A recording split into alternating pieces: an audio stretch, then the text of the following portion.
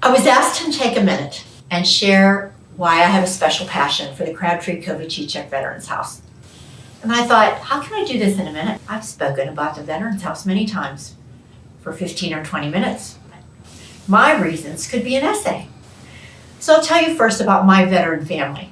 My mother's brother, Frankie, was in the Air Force in World War II. His plane was shot down and he is buried in Lindbergh. My father, Paul, he was also in World War II in the Army and part of the European invasion, serving under General Patton. My husband, Joe, was a sergeant in the Marine Corps, served in the Vietnam crisis in Vietnam. And our son, Ryan, was a junior in college. He was in the Marine Reserves and was activated. And in 2005, at the age of 22, he was killed in combat, along with his sergeant, Joe Goodrich from Greentree. Shortly after Ryan was killed, I began working on an assignment of a government grant at the Washington and Jefferson College.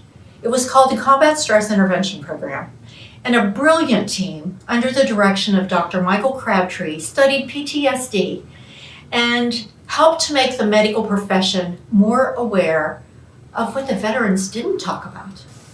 I learned about the horrific statistics that every day in the United States, 22 veterans commit suicide. And this study also opened my mind to why my father and my husband didn't share their personal battles.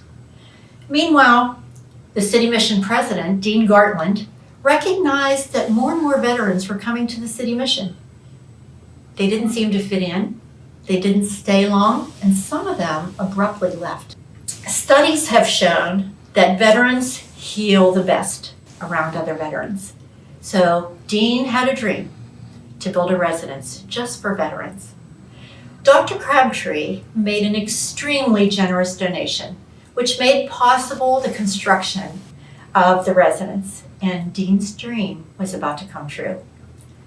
Although it hardly seems a coincidence that the Veterans House serves 22 honorably discharged veterans. When the Veterans House was about to open, Dr. Crabtree personally came to me because he had the naming rights on the building, and he asked if he could share those rights with me and pay tribute to our son Ryan. It would be called the Crabtree-Kovacicek Veterans House. I was so very humbled, but also so proud that our son would be honored in this way. I personally recognize the challenges that veterans face when they come to the Crabtree-Kovacicek Veterans House, and I witness the positive changes that occur in their lives. The veterans programs are giving them the support they need, and they truly help each other get through this healing process.